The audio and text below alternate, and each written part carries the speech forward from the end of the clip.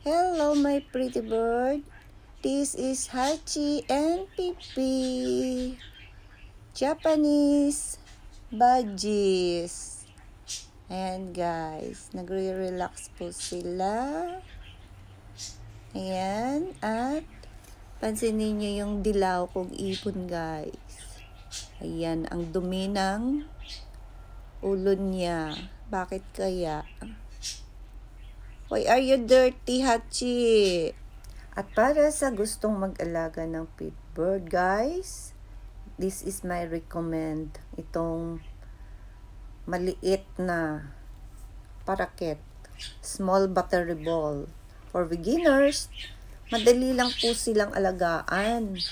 Communicate day by day. Maglaro kayo araw-araw.